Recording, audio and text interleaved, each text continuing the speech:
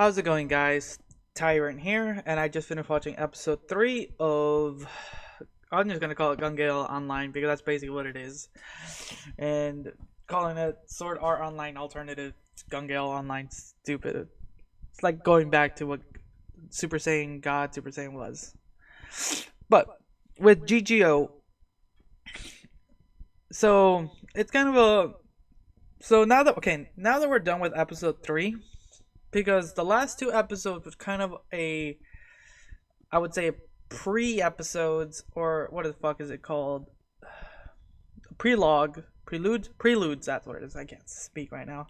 The prelude to what we saw in episode 1 of all the action. What's good is that with episode 1 it gave you all the action, so you got into it, like you really invested really into the show.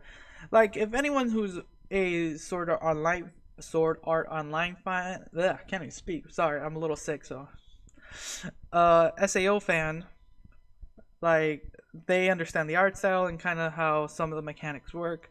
If you dislike SAO because of reasons, but you're interested in this show, seeing episode 1 was like really got you into it, because GGO is its own thing and it's really amazing to watch. Mostly now because we have brand new characters that like has really nothing to do with the old cast. But what's funny about this episode and this prelude to the Squad Jam is Pito makes a reference to the BOB that Kirito and what's the sniper girl's name? I can't remember her name right now. Shiori? No. I can't remember her name. But anyways, that tournament, they made a reference to that. And it was really interesting, mostly because also Pito mentioned that she got sniped. Like, it could have been her, but that was a fun little nod to that. We're like, okay. But with this episode, we get like seeing our main protagonist, seeing her how she's developing in the real world and to her virtual world.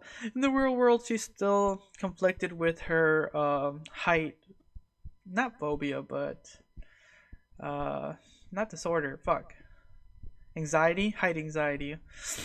But she's developed her own and stuff. So, like, you can see her in her room. She has a keychain of a little pink gun. In her room she has a toy gun. I was like, okay, weird. And then in her virtual world, she's still trying to, having fun playing with Pito. And now it's time for the Squad Jam.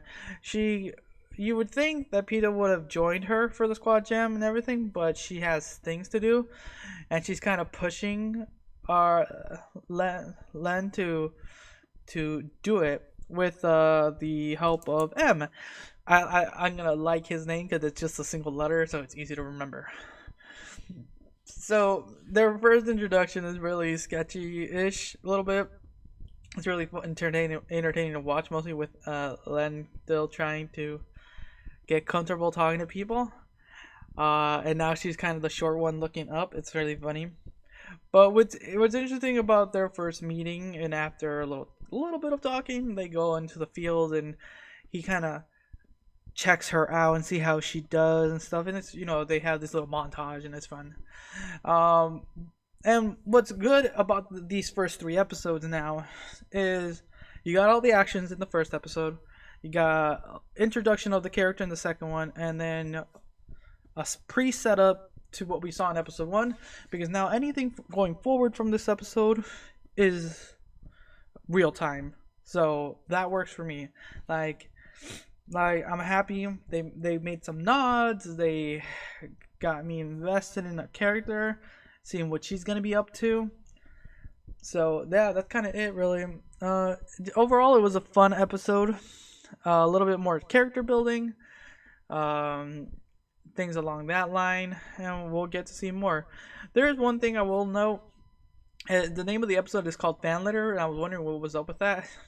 But it was like later towards the episode where she's like, the reason she's in the squad jam is because she wasn't able to get tickets to a concert she really liked from that one artist that she's been listening to a lot. And she writes a fan letter, and she just writes a fan letter.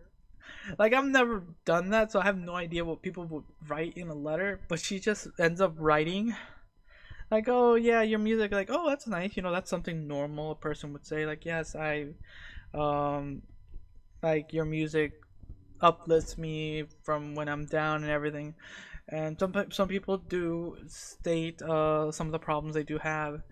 uh and then she just kind of mentioned, yeah, I play VR games.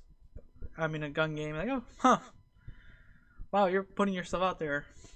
Hmm. Okay. So that surprised me a little bit. It shouldn't in this day and age, but maybe because it was written, and that's what got me a little bit. I don't know, but that was kind of sweet.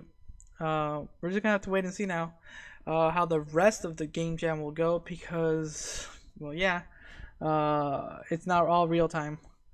So I'm gonna end it there. So thanks again for watching. Until next time, see ya.